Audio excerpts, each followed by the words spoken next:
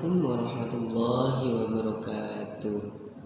Halo teman-teman, balik lagi bersama saya Ade Rehan yang akan melanjutkan materi dari minggu yang lalu.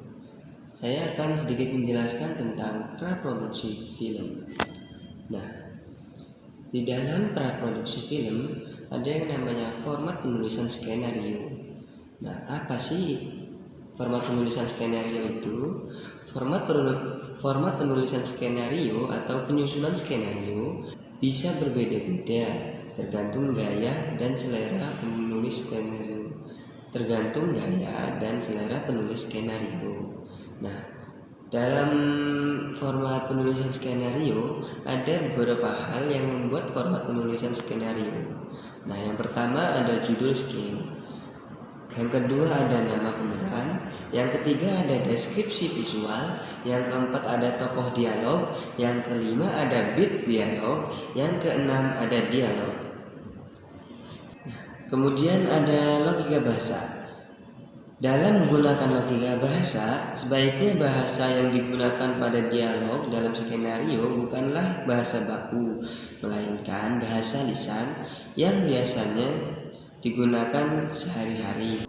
Pemilihan bahasa lisan sehari-hari juga digunakan dalam dialog pun seharusnya tepat. Misalnya, sebisa mungkin tidak memakai kata-kata sejenis, misal lo, gue, dong, deh, dan sebagai penulis skenario, pakailah bahasa Indonesia yang baik dan benar dalam dialog-dialognya. Minimal bisa mewakili bahasa seluruh rakyat Indonesia. Nah, kemudian ada rasionalis data. Nah, rasionalis data adalah pendekatan yang semakin populer dalam pembuatan film. Pendekatan ini dapat membantu pembuat film membuat film yang lebih relevan, menarik, dan berkualitas. Nah, selanjutnya itu ada contoh penerapan rasionalis data dalam pembuatan film, yaitu yang pertama ada penggunaan data untuk memahami audiens, yang kedua ada penggunaan data untuk menguji ide-ide, yang ketiga ada penggunaan data untuk meningkatkan kualitas film. Nah, kemudian ada yang namanya wawancara.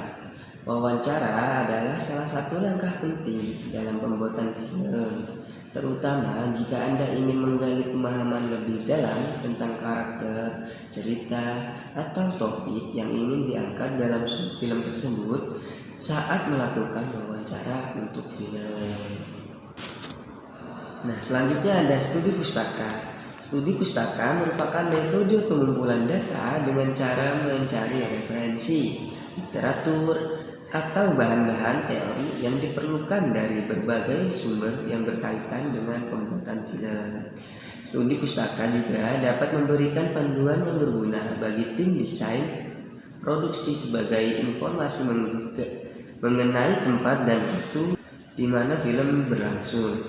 Dapat membantu mereka membuat set yang akurat dan mendetail, serta memilih kostum dan properti yang sesuai dengan era atau konteks cerita. Terakhir itu ada namanya data visual. Istilah data visual dalam konteks pembuatan film bukanlah istilah yang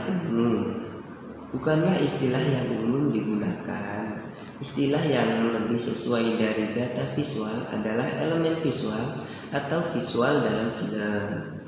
Dalam pembuatan film, kita berbicara tentang elemen visual atau aspek visual karena kita merujuk pada semua elemen visual seperti gambar, warna, komposisi, pencahayaan, dan elemen-elemen visual lainnya yang digunakan dalam film untuk menciptakan pengalaman visual yang kuat dan mengkomunikasikan cerita pada penonton.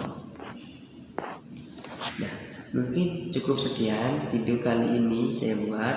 Kurang lebihnya saya mohon maaf. Untuk materi selanjutnya akan dilanjutkan pada video minggu depan. Baik, wassalamualaikum warahmatullahi wabarakatuh. See you next time.